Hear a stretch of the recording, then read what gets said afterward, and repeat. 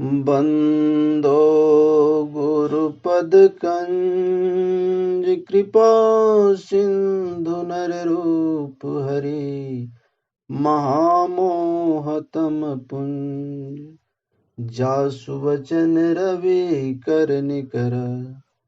भाद्रपद कृष्ण अष्टमी तिथि की घनघोर अंधेरी आधी रात को रोहिणी नक्षत्र में मथुरा के कारागार में वासुदेव की पत्नी देवकी के गर्भ से भगवान कृष्ण ने जन्म लिया। यह तिथि उसी शुभ घड़ी की याद दिलाती है और सारे देश में बड़े धूमधाम से मनाया जाता है। द्वापर युग में भोजवंशी राजा उग्रसेन मथुरा के राज्यकर्ता था। उसके आतताई पुत्र कंस ने उसे गद्दी से उतार दिया और स्वयं मथुरा के राजा बन बैठा। कंस की एक बहन थी देवकी, जिसका विवाह वासुदेव नामक यदुवंशी सरदार से हुआ था। एक समय कंस अपनी बहन देवकी को उसके ससुराल पहुंचाने जा रहा था। रास्ते में आकाशवाणी हुई, हे कंस, जिस देवकी को तो बड़े प्रेम से ले जा रहा है, उसी के तेरा 8वां पुत्र तेरा काल बनेगा। यह सुनकर कंस वासुदेव को मारने के लिए उद्यत हुआ। तब देवकी ने उससे विनयपूर्वक कहा, मेरे गर्भ में जो संतान होगी उसे मैं तुम्हारे सामने ला दूंगी। बहनोई को मारने से क्या लाभ हो। कंस ने देवकी के बात मान ली और मथुरा वापस चला गया। उसने वासुदेव और देवकी को कारागार में डाल दिया। वासुदेव देवकी के एक एक करके 7 बच्चे हुए और 7 को जन्म लेते ही कंस ने मार डाला। अब 8वां बच्चा होने वाला था। कारागार में उन पर कड़े पहारे बैठा दिए गए। उसी समय नंद की पत्नी यशोदा भी बच्चा होने वाला था।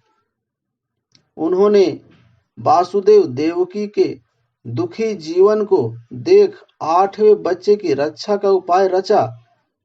जिस समय वासुदेव देवकी के पुत्र पैदा हुआ, उसी समय संयोग से यशोदा के गर्भ से एक कन्या का जन्म हुआ, जो और कुछ नहीं माया थी। जिस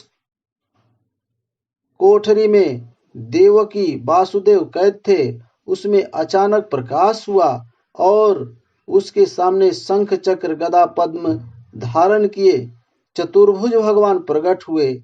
दोनों भगवान के चरणों में गिर पड़े। तब भगवान ने उनसे कहा, अब मैं पुनः नवजात शिशु का रूप धारण कर लेता हूँ। तुम मुझे इसी समय अपने मित्र नंद जी के घर वृंदावन में भेज आओ और उनके यहाँ जो कन्या जन्मी है उसे लाकर कंस के हवाले कर दो। इस समय वातावरण अनुकूल नहीं है, फिर भी तुम चिंता न करो। जानते हुए पहरेदार सो गए।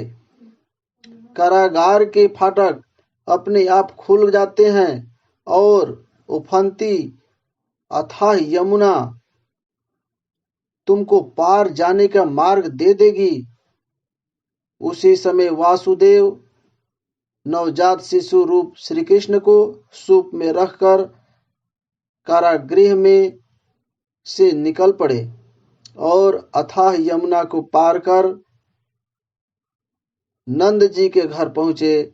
वहां उन्होंने नवजात शिशु को यशोदा के पास सुला दिया और कन्या को लेकर मथुरा आए। कारागार में के फाटक पूर्ववत बंद हो गए। अब कंस को सूचना मिली कि वासुदेव देवकी के बच्चा पैदा हुआ है। उसने बंदी गृह में जाकर देवकी के हाथ से नवजात कन्या को छीनकर पृथ्वी पर पटक देना चाहा, परंतु वह कन्या आकाश में उड़ गई और वहां से कहा, अरे मूर्ख, मुझे मारने से क्या होगा। तुझे मारने वाला तो वृंदावन में जा पहुंचा है। वह जल्दी ही तुम्हारा पापों का दंड देगा। यह है कृष्ण जन्म की कथा। साथियों, आज के वीडियो में बस इतना ही। अगर आपको मेरी वीडियो अच्छी लगी हो तो वीडियो को लाइक कीजिए, शेयर कीजिए और मेरे चैनल को सब्सक्राइब कीजिए। साथ में बेल आइकन को भी दबा दीजिए। वीडियो देखने के लिए बहुत बहुत धन्यवाद। आपका दिन शुभ हो। जय श्री राम।